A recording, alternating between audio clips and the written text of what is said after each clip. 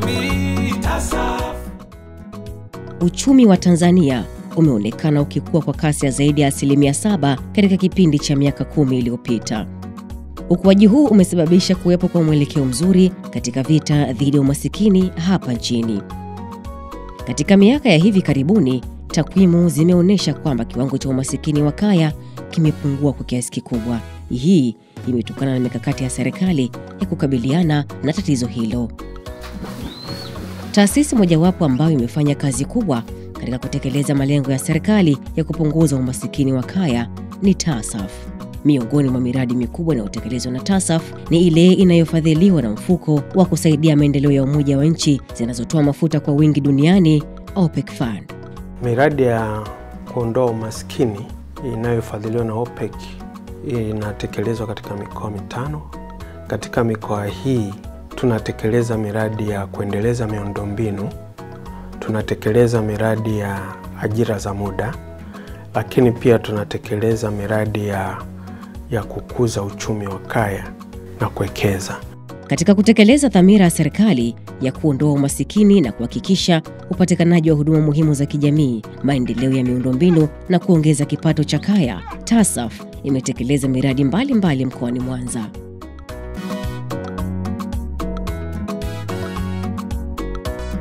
Katika kuboresha miundombinu, TASAF imejenga josho la kuogeshea mifugo kwenye kijiji cha Mwalinha katika halmashauri ya wilaya ya Magu. Josho hilo linahudumia vijiji 5 vya kata ya Mwamabanza.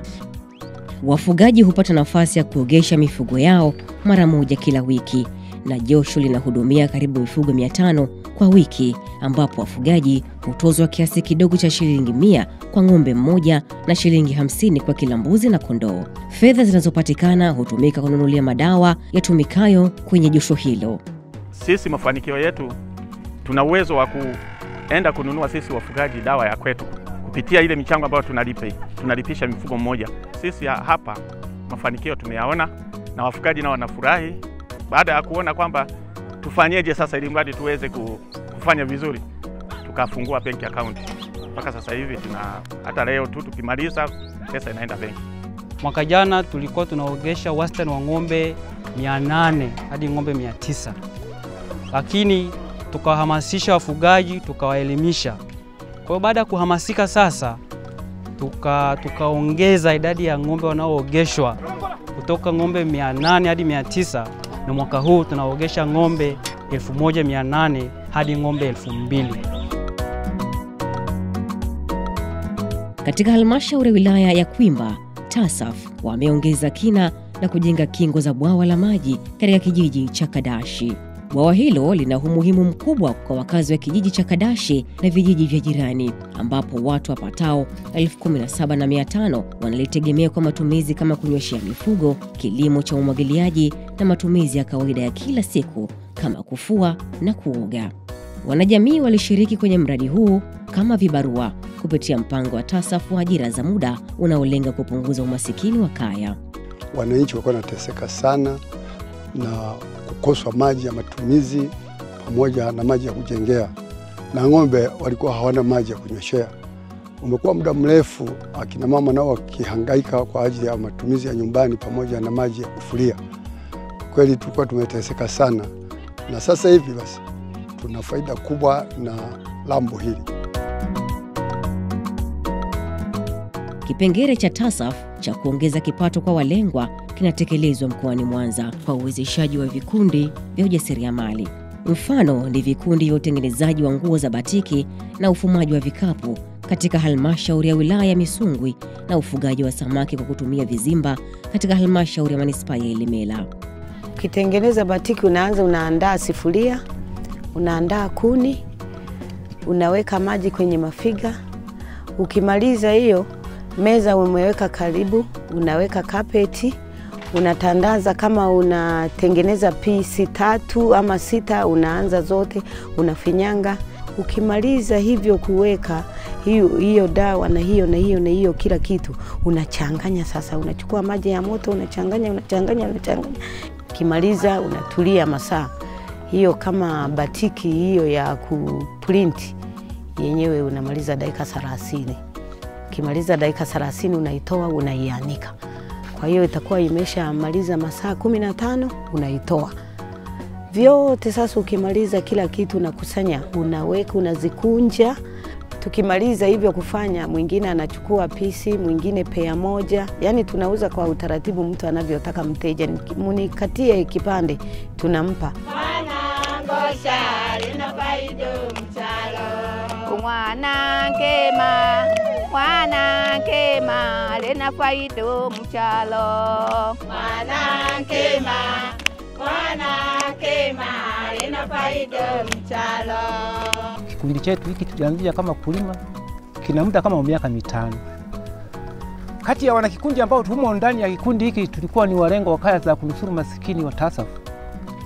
Tulijishughulisha, tukajikuta tuko pamoja tena. TASAF nayo ikatuletea mradi wa ufukaji wa vikapu. Walituletea mafunzo, wakatufundisha kwa muda wa siku 2. Tulikuwa pale shuleni.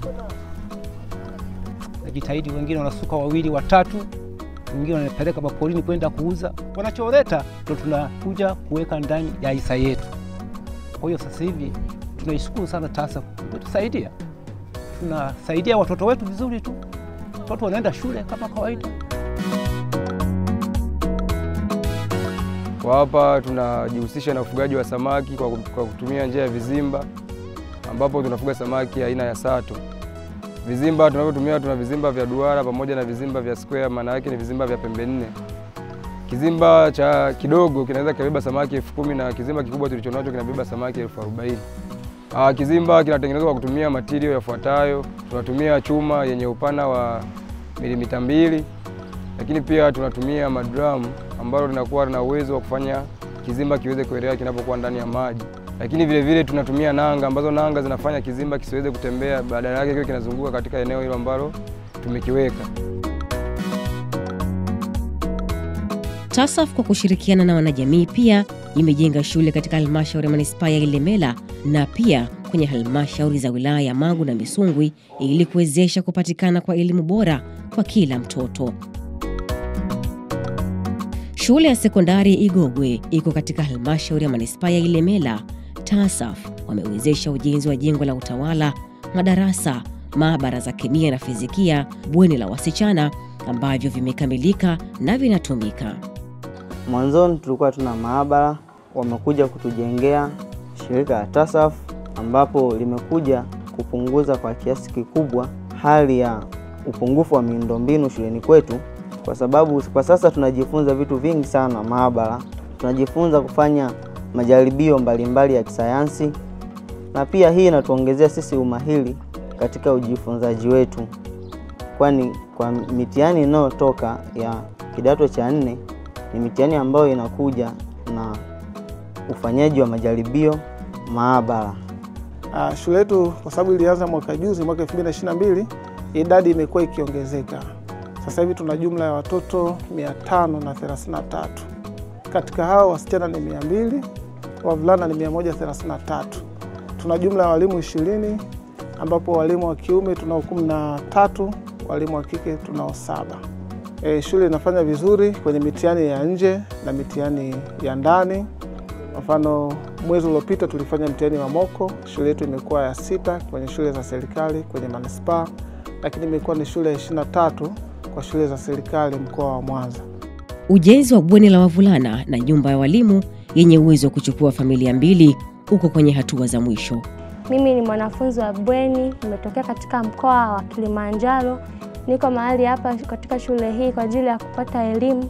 Ninakaa hostel, na hostel inatusaidia vitu vingi sana kwa sababu inatupatia muda mwingi wa kujisomea kulinganisha na ukiwa nyumbani. Kuna majukumu mbalimbali ambayo inabidi uyafanye, lakini tukiwa hapa shuleni japokuwa yapo lakini sio mengi sana kama yale ambayo tunayapata nyumbani. Hapa tunapata muda mwingi wa kujisomea, lakini pia kukaa hostel inatusaidia sisi wanafunzi, sasa sisi watoto wa kike tukiwa tunarudi njiani kuepukana na vishawishi mbalimbali, lakini pia inaweza kutusaidia sisi kujiepusha na mimba za utotoni.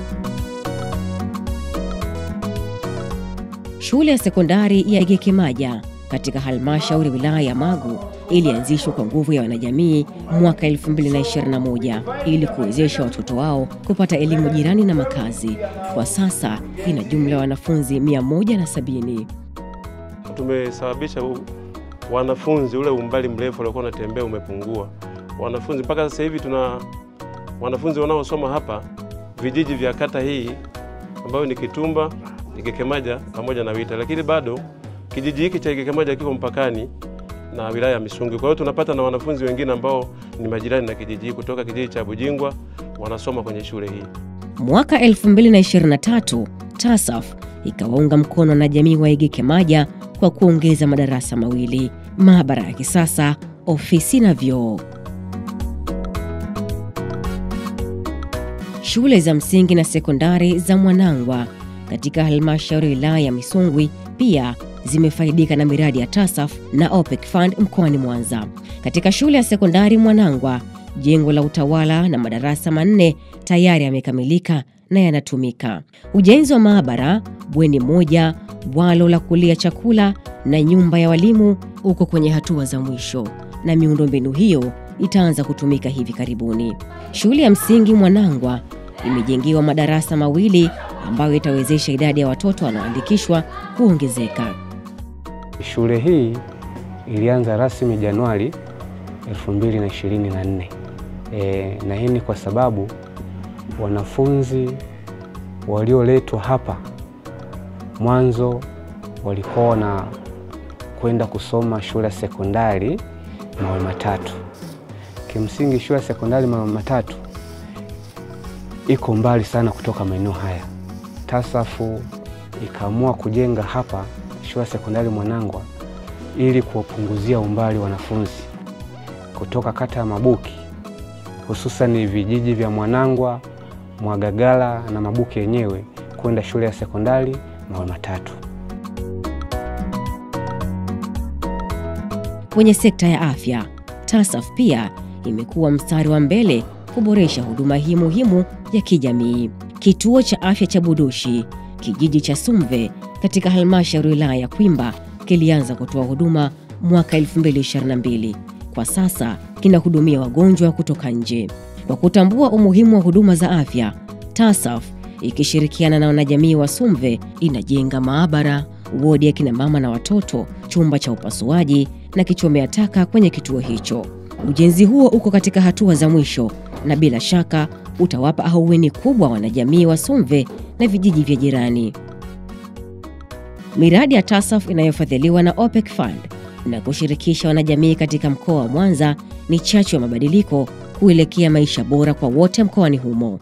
TASAF malaha, malaha ndio mbele, malaha. TASAF malaha, malaha ndio mbele, malaha. TASAF, mfuko wa maendeleo ya jamii. TASAF.